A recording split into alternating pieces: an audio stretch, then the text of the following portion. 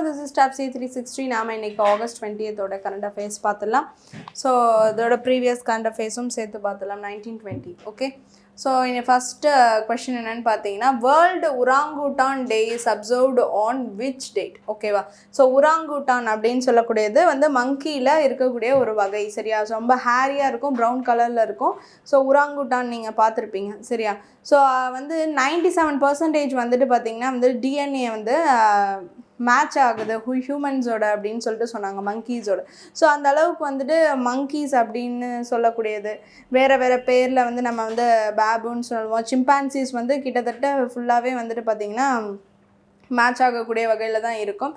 So கொஞ்சம் அப்படியே years pass ஆக பார்த்திங்கன்னா வந்துட்டு நிறைய சேஞ்சஸ்.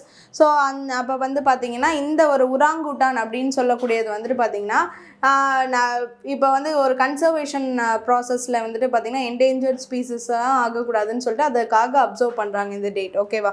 ஸோ எப்போன்னு பார்த்திங்கன்னா August 19. Okay, so world orangutan day is observed every year on August 19.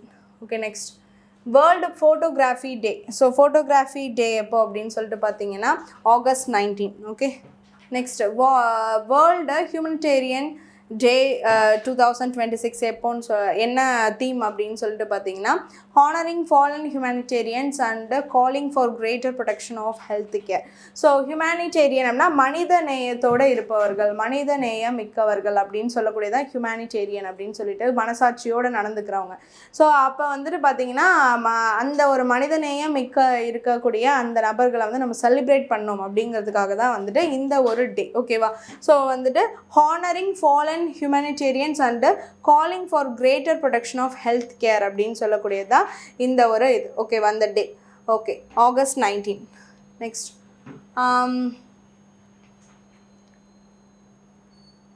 whose statue was unveiled at the Sarangapani Perumal temple in Kumbakonam. சரியா? ஸோ இது என்னன்னு பார்த்தீங்கன்னா, ஒரு சில ஸ்டாச்சூஸ் வந்து வேறு இப்போ தான் ரீசெண்டாக ஆஸ்திரேலியாவிலேருந்து ஒரு 3 ஸ்டாச்சூஸ் நம்ம வந்து ரிட்டர்ன் வாங்கினோம். ஸோ அந்த மாதிரி நம்மளுடைய ஸ்டாச்சூஸ் எல்லாம் பல இடத்துக்கு வந்து பார்த்திங்கன்னா வந்து கடத்தப்பட்டிருக்கு. ஸோ அங்கே இருக்கக்கூடிய ஸ்டாச்சூஸை நம்ம ரிட்டர்ன் வாங்கிட்டு இருக்கோம். ஸோ இப்போ இதுக்கான ஒரு கமிட்டி செட் பண்ணி, ஒரு குழு செட் பண்ணி இதுக்கான ரிசர்ச் போய் அதுக்கப்புறம் ஆக்ஸ்ஃபோர்ட் யூனிவர்சிட்டி கீழே இருக்கக்கூடிய ஆக்ஸ்மோலின் அப்படின்னு சொல்லக்கூடிய ஒரு மியூசியமில் வந்துட்டு நம்ம தமிழ்நாடை சேர்ந்த சில ஒரு சிலைகள்லாம் இருக்குது அப்படின்னு சொல்லிட்டு ஸ்டாச்சூஸ்லாம் இருக்குதுன்னு சொல்லியிருக்காங்க. ஸோ அதுக்கப்புறம் வந்து அதை இப்போ நம்ம ரிட்டர்ன் வாங்கியிருக்கோம் அப்படின்னு சொல்லி தான் நம்ம பார்க்குறோம். சரியா? ஸோ அது என்னென்னு பார்த்திங்கன்னா, திருமங்கை ஆழ்வார் அப்படின்னு சொல்லக்கூடிய ஸ்டாச்சு. அந்த ஸ்டாச்சு வந்து பார்த்திங்கன்னா சாரங்கபாணி பெருமாள் டெம்பிள் கும்பகோணத்துலேருந்து வந்து பார்த்திங்கன்னா அது கடத்தப்பட்டிருக்கு. ஓகேவா? ஸோ அங்கே எடுத்து போயிட்டு அதுக்கப்புறம் பார்த்திங்கன்னா அங்கே இருக்கக்கூடிய இந்த ஆக்ஸ்மோலின் அப்படின்னு சொல்லக்கூடிய மியூசியமில் அது இருக்க தெரிஞ்சு அதை வந்து இப்போ ரிட்டர்ன் வாங்குகிறோம். நெக்ஸ்ட்டு வந்து பார்த்திங்கன்னா பிராண்ட் ஸ்டாச்சு ஆஃப் கலிங்கா நர்த்தனார் அப்படின்னு சொல்லக்கூடிய அந்த ஸ்டாச்சு, கிருஷ்ணா, விஷ்ணு, ஸ்ரீதேவி. ஸோ இந்த ஸ்டாச்சூஸ் எல்லாமே வந்து பார்த்திங்கன்னா அன்வெயில்ட் அட் தி அருள்மிகு சாரங்கபாணி டெம்பிள். ஓகேவா? ஸோ அதுதான் இப்போ பார்க்குறோம். ஸோ இதுக்கு வந்து பார்த்திங்கன்னா ரிட்டர்ன் வந்துட்டு இதுக்கு ஒரு பூஜை பண்ணி திரும்பியும் அந்த சிலை எங்கே இருந்துச்சோ அங்கேயே வச்சு அதை திரும்ப வந்து ஒரு ப்ரேயருக்கு கொண்டு வரலாம் அப்படின்னு சொல்லியிருக்காங்க. சரியா? இது இருக்கக்கூடிய அந்த கடத்தல் நடந்த பீரியட் வந்து 1957 to 67 அது வந்து அங்கே போயிருக்கு. அந்த ஆக்ஸ்ஃபோர்ட் யூனிவர்சிட்டி கீழே இருக்கக்கூடிய ஆக்ஸ்மோலின் அப்படின்னு சொல்லக்கூடிய மியூசியம். ஓகேவா? ஸோ இது வந்து பார்த்திங்கன்னா the head of the police department Maheshkumar Agarwal வந்து பார்த்திங்கன்னா இந்த ஒரு இது எல்லாத்துலேயும் இந்த கமிட்டிஸ் எல்லாம் ஃபாலோ பண்ணிட்டு இருந்து எங்கே இருக்குதுன்னு கண்டுபிடிச்சி the return of the statues வந்து இங்கே கொண்டு வந்து சேர்த்துருக்காங்க அப்படின்னு சொல்லிட்டு பார்க்குறோம். Okay, so next, how much was allocated for the skill identification division for 2036 Olympics? ஓகேவா? ஸோ ஒலிம்பிக்ஸ் இது வந்து பார்த்திங்கன்னா ஸ்போர்ட்ஸ் டிபார்ட்மெண்ட் சார்பில் தமிழ்நாட்டில் ஒலிம்பிக்ஸில் நிறையா பேரை வந்து பார்ட்டிசிபேட் பண்ண வைக்கணும் அப்படிங்கிற மெயின் எய்மில் வந்துட்டு பார்த்திங்கன்னா செயல்படுறாங்க. ஸோ இதில் வந்து பார்த்திங்கன்னா இந்த STAT ஸ்கில் ஐடென்டிஃபிகேஷன் டிவிஷன் அப்படின்னு சொல்லிட்டு அதுக்கு வந்து பார்த்திங்கன்னா மினிஸ்டர் வந்து யார், ஸ்போர்ட்ஸ் மினிஸ்டர் ஆதவ் அர்ஜுனா, அவர் தான் வந்து பப்ளிக் டிபார்ட்மெண்ட்டுக்கும் வந்து இவர் தான் மினிஸ்டர். ஸோ இந்த ஸ்போர்ட்ஸ்க்கு என்ன பண்ணியிருக்காங்கன்னா இந்த STAT ஸ்கில் ஐடென்டிஃபிகேஷன் டிவிஷனுக்கு 5 crores அலோகேட் பண்ணியிருக்காங்க. எதுக்குன்னா for the vision of 2036 Olympics. ஓகேவா? ஸோ நெக்ஸ்ட்டு வந்து பார்த்திங்கன்னா ஏஜ் குரூப் 8 to 18 இயர்ஸில் இருக்கக்கூடியவங்கள வந்து இது மூலிமா கவர் பண்ணுறாங்க அப்படின்னு சொல்லிட்டு பார்க்கணும். Next 10 Olympic special sports centres will be established and develop. சரியா? இந்த ஒலிம்பிக்ஸ் ரிலேட்டடாக 2036 விஷனாக எடுத்து அது அதுக்குள்ளே வந்து பார்த்திங்கன்னா இந்த ஒரு STAT அப்படின்னு சொல்லக்கூடிய ஸ்கில் ஐடென்டிஃபிகேஷன் டிவிஷனுக்கு 5 crores வந்துட்டு ஒதுக்கி யாரெல்லாம் வந்துட்டு ரொம்பவும் சிறப்பாக வந்து விளையாடக்கூடிய பிளேயர்ஸை எங்கே இருந்தாலும் செலக்ட் பண்ணோம், இந்தியா லெவலில் பார்ட்டிசிபேட் பண்ணிவிட்டு பெரிய லெவலில் விளையாடக்கூடியவங்க எல்லாரையுமே வந்து செலக்ட் பண்ணோம் அப்படின்னு சொல்லிட்டு இந்த மாதிரி கொண்டு வந்திருக்காங்க. அதுக்கான ஃபண்டு வந்து 5 crores அலோகேட் பண்ணியிருக்காங்க. அது இல்லாமல் 10 ஒலிம்பிக் ஸ்போர்ட்ஸ் சென்டர்ஸ் வந்துட்டு பார்த்திங்கன்னா அதை அமைச்சு அதை டெவலப் பண்ணுறதையும் மெயின் எய்மாக கொண்டு வந்திருக்காங்க. ஓகேவா? சரி, நெக்ஸ்ட் என்னென்னு பார்த்தீங்கன்னா பரம் Olympic special sports centres will be established இன் சென்னையில் பண்ண இருக்காங்க. சரி, நான் நெக்ஸ்ட் வந்து பார்த்திங்கன்னா ப்ளே ஃபார் ஆல் அப்படின்னு சொல்லிட்டு 500 ஸ்போர்ட்ஸ் கிரவுண்ட்ஸ் வந்துட்டு பார்த்திங்கன்னா 50 கோடியில் தமிழ்நாட்டில் அங்கங்கே டெவலப் பண்ணியிருக்காங்க. ப்ளே ஃபார் ஆல்னு சொல்லிட்டு playing is not only for the age at ஒரு பிஃபோர் ஒரு 18 அவ்வளோதான் அப்படின்னு இல்லாமல் எந்த வருஷம் இருந்தாலும் 18லேருந்து 80 இருந்தாலும் அவங்க எல்லாருமே விளையாடலாம் அப்படின்னு சொல்லிட்டு அவங்க ஃப்ரீயாக இருக்கிறதுக்கு ஒரு வாக்கிங் போகிறதுக்கு இந்த மாதிரின்னு சொல்லி ஏரியாஸ் வந்து கிரவுண்ட் ஒதுக்கியிருக்காங்க. ஸோ அதில் 500 ஸ்போர்ட்ஸ் கிரவுண்ட்ஸு. ஸோ அதுக்கு வந்து பார்த்திங்கன்னா 50 crores ஒதுக்கியிருக்காங்க. Next Tamil Nadu sports development authority and Olympic இல்லம் ஒலிம்பிக் ஹோம் அப்படின்னு சொல்லிட்டு சென்னையில் எஸ்டாப்ளிஷ் பண்ணுறதா இருக்கான்னு சொல்லியிருக்காங்க. நெக்ஸ்ட் வந்து ரூரல் ட்ரெடிஷ்னல் ஸ்போர்ட்ஸ் காம்படிஷன்ஸ்.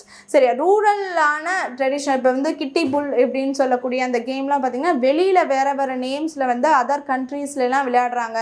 அதுக்கான ஒரு அசோசியேஷன் ஃபார்ம் பண்ணியிருக்காங்க. ஸோ இந்தியாவிலேருந்து வரப்பட்ட கேம்னு சொல்லிட்டு அதுக்கு ஒரு ரெகக்னேஷன் கொடுத்து அது செயல்பட்டுருக்கு. பட் வந்து இங்கே வந்து அது கொஞ்சம் கொஞ்சமாக அதுக்கான இது வந்து ஸ்கோப் குறையுது. அப்படிலாம் இருக்கிறப்ப ரூரல் லெவலில் இருக்கக்கூடிய அந்த ஸ்போர்ட்ஸ் எல்லாத்துக்குமே வந்து பார்த்திங்கன்னா வந்து முக்கியத்துவம் கொடுத்து அது செயல்படுத்தணும் அப்படின்னா அதுக்கான காம்படிஷன்ஸ் வந்து கொண்டு வரதுக்கு 42 crores வந்து அலோகேட் பண்ணியிருக்காங்க. நெக்ஸ்ட் சிங்கப்பெண் ஸ்போர்ட்ஸ் ஃபெஸ்டிவல் அப்படின்னு சொல்லிட்டு ஸ்போர்ட்ஸ் ஃபெஸ்டிவல் கண்டக்ட் பண்ணி அதில் வந்து பார்த்திங்கன்னா கேர்ள்ஸ்க்கான அந்த கேம் ஃபெஸ்டிவலாக ஒன்று கொண்டு வரதா சொல்லியிருக்காங்க. நெக்ஸ்ட் திருநர்களுக்காக ஸ்போர்ட்ஸ் காம்படிஷன் தனியாக கண்டக்ட் பண்ணுறதா சொல்லியிருக்காங்க. திருநர்கள்னால் வந்துட்டு ஒரு கேர்ளாக இருந்து பாயாக மாறுறவங்க தான் திருநர்கள். எப்படி பாய்லேருந்து கேர்ளாக மாறுறவங்க திருநங்கை மாதிரி திருநர்கள், அவங்களுக்கான ஒரு ஸ்போர்ட்ஸ் காம்படிஷன். நெக்ஸ்ட் இது எல்லாமே ஸ்போர்ட்ஸ் டிபார்ட்மெண்ட்டு. நெக்ஸ்ட்டு நம்ம பார்க்க போகிறது மனிதவளத்துறைன்னு சொல்லக்கூடிய ஹியூமன் ரிசோர்ஸ் மேனேஜ்மெண்ட். அதுக்கு வந்து மினிஸ்டர் வந்து T. சரத்குமார். ஓகே, ஸோ அவர் வந்து என்ன சொல்லியிருக்காரு அப்படின்னு சொல்லிட்டு பார்த்திங்கன்னா உமன் எம்ப்ளாயீஸ்க்கான மேட்டர்னிட்டி லீவ்ஸ் வந்து முன்னாடி பார்த்திங்கன்னா 12 weeks இருந்துச்சு. இப்போ 52 weeks வந்துட்டு 1 year வந்துட்டு அவங்களுக்கு வந்து மேட்டர்னிட்டி லீவ் கொடுக்குறதா சொல்லியிருக்காங்க.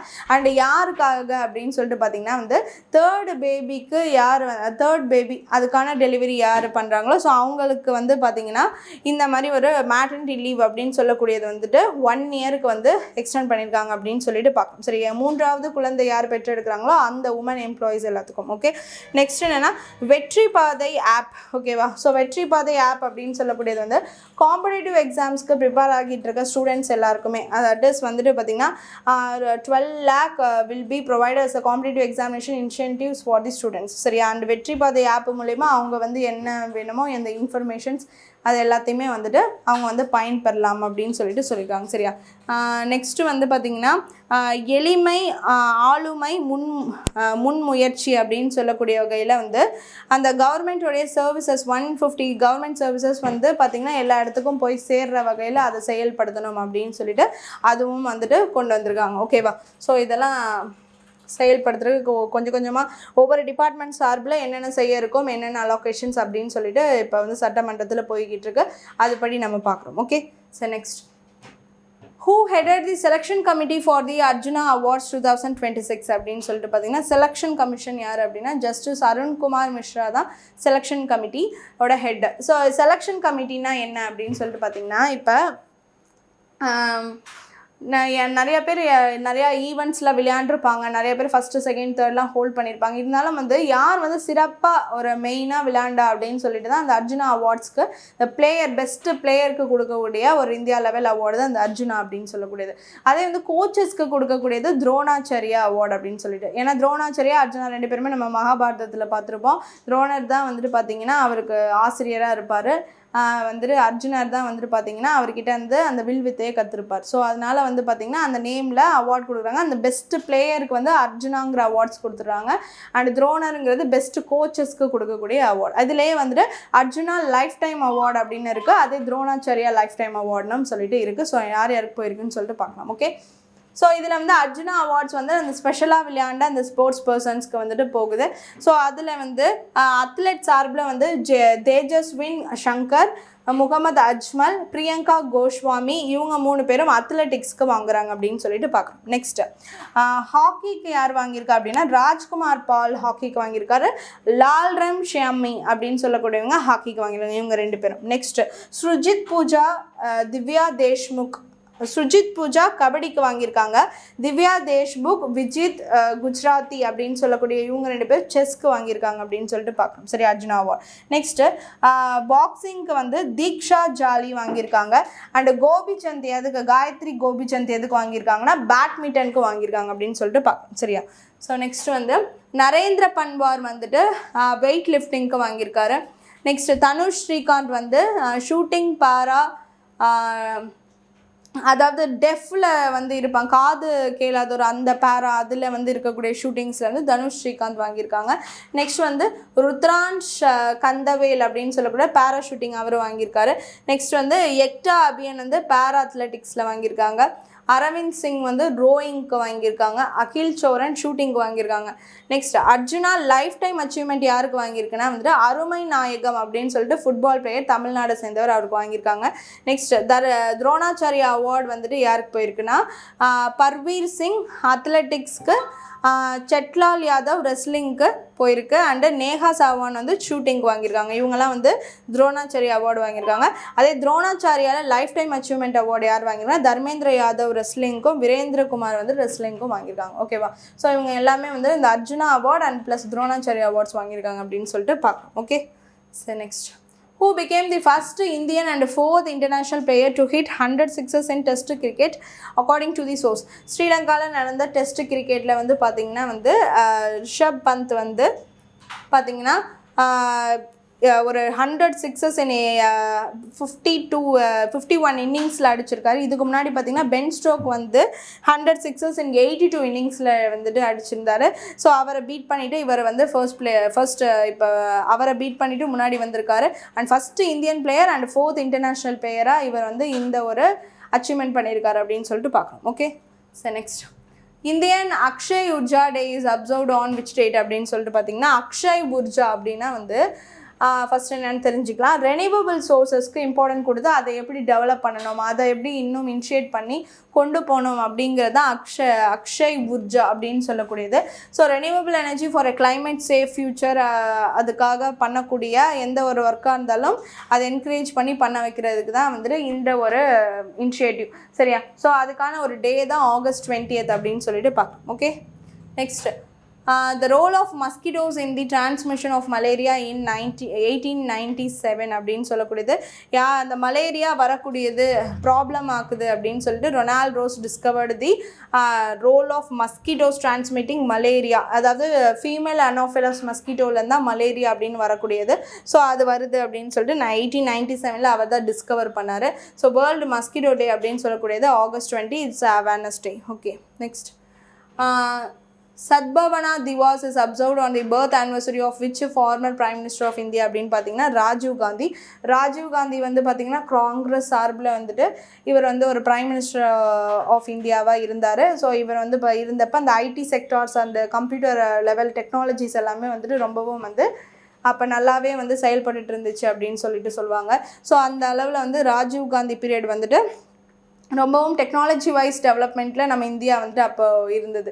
ஓகேவா? ஸோ அதனால் வந்து அவருடைய ஒரு பர்த்டேவை எல்லாருக்குமான ஒரு டேவாக எந்த விதமான பாகுபாடும் இல்லாமல் ஒருமித்த மக்களாக எல்லாரும் இருக்கிற வகையில் இந்த சாலிடரிட்டியோடு இருக்கிற வகையில் வந்துட்டு இந்த ஒரு டே வந்து சத்பவனா திவாஸ் அப்படின்னு சொல்லிட்டு அவருடைய பர்த் ஆனிவர்சரியை நம்ம அப்சர்வ் பண்ணிட்டு வரோம். ஓகே, சரி, next under the Chief Minister's Comprehensive Medical Insurance Scheme, the medical insurance coverage was proposed to be increased from 5 lakhs to what na வந்து 25 lakhs க்கு இன்க்ரீஸ் பண்ணியிருக்காங்க மெடிக்கல் இன்சூரன்ஸ் ஸ்கீம்ஸை. 110 அதாவது வந்து 110 ரூல் படி சீஃப் மினிஸ்டர் சில அனௌன்ஸ்மெண்ட்ஸை mat பண்ணார். So அதில் வந்து மெடிக்கல் இன்சூரன்ஸ் வந்துட்டு 5 lakhஸாக இருக்குது, அதுலேருந்து 25 lakhஸாக அதை இன்க்ரீஸ் பண்ணியிருக்காரு. நெக்ஸ்ட் வந்து பேன் multi speciality hospitals with 400 400 beds will be established at பெரம்பூரில் வட சென்னை அதாவது நார்த்து சென்னையில் வந்து பார்த்திங்கன்னா வந்து 300 crores-க்கு 400 பெட்ஸோடு இருக்கக்கூடிய ஒரு மல்டி ஸ்பெஷாலிட்டி ஹாஸ்பிட்டலை அங்கே உருவாக்குறதா வந்துட்டு சொல்லியிருக்காரு. ஓகேவா. நெக்ஸ்ட் வந்து surgical treatment facilities for transgender persons will be provided. Transgenders வந்து பார்த்திங்கன்னா நம்ம பெரிய அளவில் பார்த்துருப்போம். அவங்க வந்து ஒரு இதாக அதாவது ஆண்லேருந்து பெண்ணாக மாறும்போது அவங்களுக்கான அந்த சர்ஜரிஸ்லாம் ரொம்பவும் அவங்க கோத்ரூ வந்து ரொம்ப கஷ்டப்பட்டுருப்பாங்க அப்படின்னு நிறைய பேர் சொல்கிறாங்க. ஸோ அவங்களுக்கு வந்து பார்த்திங்கன்னா ஒரு ஃபெசிலிட்டியாக இந்த வந்து இருக்கக்கூடிய கவர்மெண்ட் ஹாஸ்பிட்டல்ஸில் அவங்களுக்குன்னு அதுக்கான ஒரு வார்ட்ஸ் வந்துட்டு கொடுத்து அதை வந்து செயல்படுத்துகிறதா சொல்லியிருக்காங்க. அதுக்கான ஒரு ட்ரீட்மெண்ட் ஃபெசிலிட்டியை கொண்டு வரதா சொல்லியிருக்காரு. ஓகே.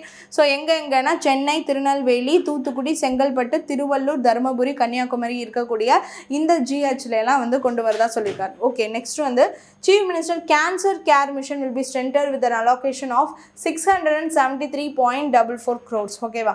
ஸோ இது வந்து கேன்சர் கேர் மிஷன் அப்படின்னு சொல்லிட்டு சீஃப் மினிஸ்டர்ஸ் கேன்சர் கேர் மிஷனுக்கான அலோகேஷன்ஸ்னு சொல்லிட்டு பார்க்குறோம். Next 5 regional cancer centers.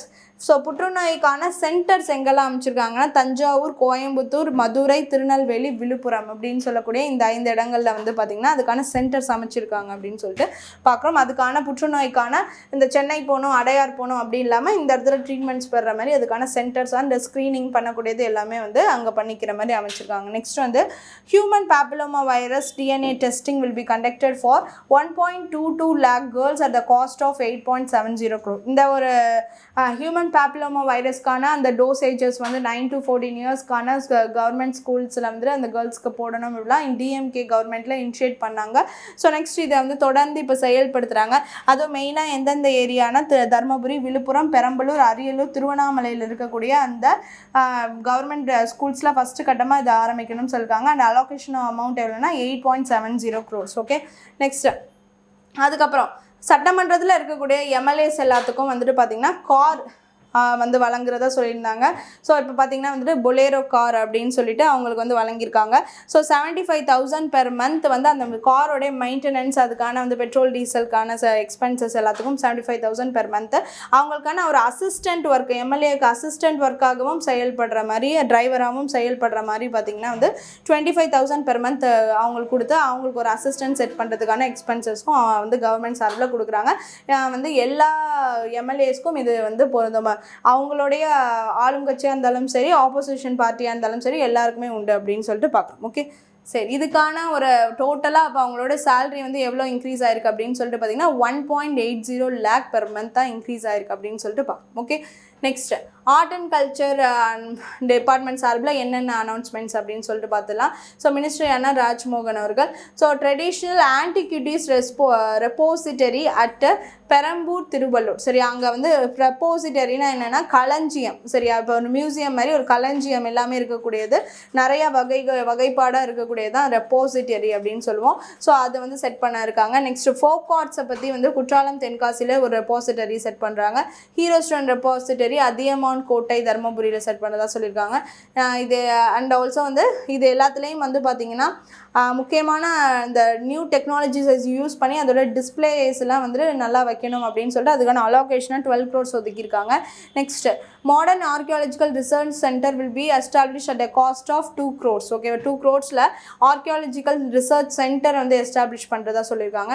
Next maritime trade, ports, river bank cultures அதை பற்றி வந்து கண்டறிஞ்சு நம்ம எந்த அளவுக்கு வந்து ட்ரேட்ஸ் பண்ணியிருக்கோம் அப்படின்னு மேரிடைம் பற்றி கண்டுபிடிக்கிறதுக்கு அதுக்கு 3 crores வந்துட்டு செலவிடுறதா சொல்லியிருக்காரு. Next Tamil civilisation museum will be established in மதுரையில் ஒரு தமிழ் சிவிலைசேஷன் மியூசியம் எஸ்டாப்ளிஷ் பண்ணுறதா சொல்லியிருக்காங்க. ஓகேவா. ஸோ இது எல்லாமே வந்துட்டு பார்த்தீங்கன்னா ஆர்ட் கல்ச்சர் ஆர்கியாலஜி டிபார்ட்மெண்ட் சார்பில் சொன்னது. Next rural development and local administration department. சரியா, அந்த அண்ட் ஆல்சோ வந்துட்டு நீர்வளத்துறையும் இவங்க தான் வருவாங்க. ஸோ இவங்க மிஸ்டர் ஆனந்த் என்ன சொல்லியிருக்காருன்னு சொல்லிட்டு பார்த்தீங்கன்னா 2 crores will be allocated to increase green cover. அதாவது வந்து மரங்களை வந்து நடுறது, அது அந்த ஆக்டிவிட்டீஸை வந்துட்டு பண்ணுறதுக்கு வந்து பார்த்திங்கன்னா 2 கோடி அலோகேட் பண்ணுறதா சொல்லியிருக்காங்க. நெக்ஸ்ட் வந்து ஒரு new ponds will be created at 10,000 லொக்கேஷன்ஸில் 650 கோடியில் வந்து பார்த்திங்கன்னா வந்துட்டு நியூ பாண்ட்ஸ் வந்துட்டு பார்த்திங்கன்னா 10,000 லொக்கேஷன்ஸில் பண்ண போகிறதா சொல்லியிருக்காங்க. நெக்ஸ்ட் என்னென்னு பார்த்திங்கன்னா இப்போ சிட்டிசன் பார்ட்டிசிபேஷன் ஆப் அப்படின்னு சொல்லிட்டு ஒரு இனிஷியேட் பண்ணுறாங்க. ஸோ அது ஒன்று பண்ணி அதில் வந்து என்னென்னாலும் அதை செயல்படுத்தணும். அந்த ஒரு கிராமப்புறத்தில் என்னென்ன டெவலப்மெண்ட்ஸ் என்னென்ன செய்யணும், என்னென்ன கிரீவியன்ஸை அது மூலிமா கேட்டறிகிற மாதிரி வந்து குடிமக்கள் செயலி அப்படின்னு சொல்லிட்டு ஒன்று செயல்படுத்த இருக்காங்க. நெக்ஸ்ட் வந்து 130 crores will be allocated to provide skill training and create self-employment opportunities for 50,000 rural youth under the Deen Dayal Upadhyaya Gramin Kausalya Yojana and rural self-employment training institutions. சரியா? ஸோ இந்த ஸ்கீம்ஸ்லாம் ஏற்கனவே சென்ட்ரல் கவர்மெண்ட் கீழே வந்து ரூரலில் இருக்கக்கூடிய ஆண்டர்ப்ரனர்ஸை உருவாக்கணும். அங்கே இருக்கக்கூடிய கிராமப்புறத்தில் இருக்கக்கூடிய அந்த யூத்ஸ் எல்லாத்தையுமே வந்துட்டு ஸ்கில் ட்ரைனிங் மூலம் செல்ஃப் எம்ப்ளாய்மெண்ட் பண்ணணும் அப்படிங்கிறது தான் செயல்பட்டு இருக்கு. அதையும் எடுத்துக்கிட்டு இன்னும் வந்து 130 அலோகேஷன்ஸில் தமிழ்நாட்டில் சேர்த்து அதை வந்து இன்னும் ரூரலில் இருக்கக்கூடிய அந்த யூத்ஸை டெவலப் பண்ணுங்கிறத மெயினான எய்மில் செயல்படுத்துகிறாங்க. ஓகே, சரி next. Under which act were the 5 zonal councils established? So States Reorganization Act 1956 படி தான் இந்த 5 zonal council establish பண்ணியிருக்காங்கன்னு சொல்லிட்டு பார்க்குறோம். 5 zonal council அப்படின்னு சொல்லக்கூடியது கோவளம் சென்னையில் தான் இந்த மீட்டிங் நடக்குது. இது ஹெட் பண்ணுறது அமித்ஷா அண்ட் வைஸ் பிரசிடெண்ட்டாக யார் இருக்காங்கன்னா நான் இந்த ஒரு ரவுண்டில் வந்து பார்த்திங்கன்னா நம்மளுடைய சீஃப் மினிஸ்டர் ஜோசப் விஜய் அவர்கள் வந்து வைஸ் பிரசிடெண்ட்டாக லீட் பண்ணுறாரு. ஸோ இதில் வந்து இந்த சதர்ன் ஜோனல் கவுன்சில் அப்படின்னு சொல்லக்கூடியது மெயினாக எதுக்காக அப்படின்னு சொல்லிட்டு பார்த்திங்கன்னா பக்கத்தில் இருக்கக்கூடிய அந்த ஸ்டேட்ஸ் எல்லாருமே வந்து பார்த்திங்கன்னா ஒரு அண்டர்ஸ்டாண்டிங்கில் செயல்படணும். இப்போ வந்து நிறையா மேகதாத்து ப்ராப்ளம்ஸ்லாம் வருதுல்ல. ஸோ அப்போல்லாம் அந்த பார்த்திங்கன்னா நமக்கும் தண்ணி வேணும், அவங்களுக்கும் தண்ணி வேணும். அதுக்கு என்ன பண்ணணுமோ அண்டர்ஸ்டாண்டிங் அதை தான் பண்ணணும். அதை விட்டுட்டு எங்களுக்கு மட்டும்தான் இவங்களுக்கு மட்டும்தானே நேச்சரை வந்து சொல்கிறதுக்கு ஒரு இதுவும் கிடையாது. ஸோ அப்படி இருக்கப்போ வந்து பார்த்திங்கன்னா அதை ரிலேட்டடாக பேசுகிறது, அந்த வேறு ஏதாச்சும் வந்துட்டு டிரான்ஸ்போர்ட்டேஷன் ரிலேட்டடான ஷேரிங் பற்றி பேசுகிறது, river water state river water அதை பற்றி பேசுகிறது, உமன் சேஃப்டி பற்றி பேசுகிறதுன்னு சொல்லிட்டு இதில் இம்பார்ட்டண்டான டிஸ்கஷன்ஸ் இதான் போயிட்டுருக்கு. ஸோ அது வந்து பார்த்திங்கன்னா இதில் வந்து ஸ்டேட் ரீஆர்கனைசேஷன் ஆக்ட் 1956 கீழே தான் வந்து செக்ஷன் 15 to 22 படி இந்த 5 ஜோனல் கவுன்சில்ஸை எஸ்டாப்ளிஷ் பண்ணியிருக்காங்க. ஸோ அதில் இருக்கக்கூடிய மெம்பர்ஸ்லாம் யார்னா Tamil Nadu, Andhra Pradesh, Karnataka, Telangana, Kerala, Puducherry as a union territory, Andaman Nicobar and Lakshadweep வந்துட்டு யூனியன் டெரிட்டரியாக இவங்க எல்லாமே வந்து பார்ட்டிசிபேட் பண்ணியிருக்காங்க. இதில் இருக்கக்கூடிய லெஃப்டினன்ட் கவர்னர்ஸ்லாம் வந்து பார்ட்டிசிபேட் பண்ணியிருக்காங்க அப்படின்னு சொல்லிட்டு பார்க்கணும். ஓகேவா?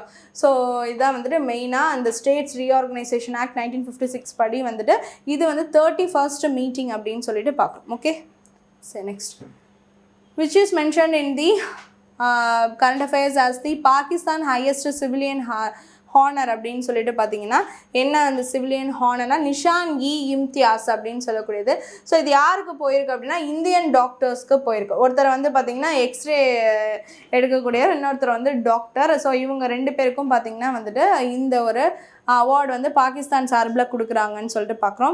ஸோ இது எதுக்காக அப்படின்னா வந்து முகமது அலி ஜின்னா அவர்களுடைய ஹெல்த் கண்டிஷன், அதாவது வந்து டியூபர்குலோசிஸ் இருந்து அப்போ ரொம்ப 1947 பாதிக்கப்பட்டிருந்துச்சு.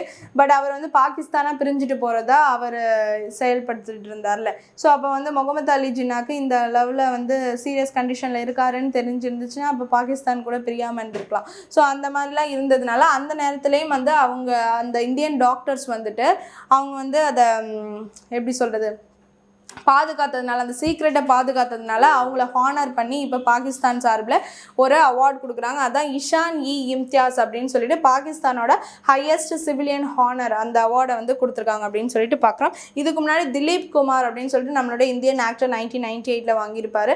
அவங்களுக்கு அடுத்து இப்போ இவங்க 2 பேரும் வாங்குறதா சொல்லியிருக்காங்க. ஸோ வந்து Parsi radiologist from the Parsi communities, Mumbai based physician, இவங்க 2 பேருக்கும் doctors. So doctor and also வந்து ரேடியாலஜிஸ்ட் ஸ்பெஷலிஸ்ட். ஸோ இவங்க 2 பேருக்கும் இந்த அவார்டு போகுது அப்படின்னா இதை தவிர்த்து அவங்க என்ன இன்ஃபர்மேஷன் அவங்க நேம்ஸ் என்னங்கிறது இது வரல. பட் இப்போதைக்கு இதுதான் சொல்லியிருக்காங்க. Okay, next. What is the title of the book mentioned in the current affairs concerning Sonia Gandhi? So என்ன புக் அப்படின்னு சொல்லிட்டு பார்த்தீங்கன்னா belonging a journey of love. சரியா? ஸோ வந்துட்டு இவங்க வந்து சோனியா காந்தி அவர்கள் வந்து பார்த்திங்கன்னா ஃபாரின்லேருந்து இங்கே வந்து அவங்க மேரேஜ் பண்ணிட்டு ராஜீவ்காந்தியை மேரேஜ் பண்ணிட்டு இருந்தாங்க. ஸோ அவங்களோட ஆட்டோபயோகிராஃபியை பற்றி அவங்க வந்து பார்த்திங்கன்னா படிக்கும் போது ராஜீவ்காந்தி அண்ட் அவங்க 2 பேரும் சேர்ந்துட்டு லவ்வில் இருந்து அதுக்கப்புறம் இங்கே இந்தியா வந்து எப்படி அவங்க அப்போ வந்து அவங்களுடைய அம்மா வந்து இந்திரா காந்தி வந்து பிரைம் மினிஸ்டராக இருந்தாங்க. ஸோ ஆஃப்டர் டு தட் வந்துட்டு ராஜீவ்காந்தியும் பிரைம் மினிஸ்டர் ஆனார். ஸோ சோனியா காந்தி வந்து பார்த்திங்கன்னா இப்போ வரைக்கும் காங்கிரஸ் பார்ட்டி லீட் பண்ணி கொண்டு போயிட்டுருக்காங்க. ஸோ அப்படி இருக்கப்போ அவங்களுடைய அந்த லைஃப் பயோகிராஃபியை வந்து பார்த்திங்கன்னா அவங்க எழுதியிருக்காங்க, belonging a journey of love அப்படின்னு சொல்லிட்டு. ஓகேவா? ஸோ இன்றைக்கான கரண்ட் அஃபேர்ஸ் எல்லாமே பார்த்தாச்சு. Hope you understand the video. Thank you.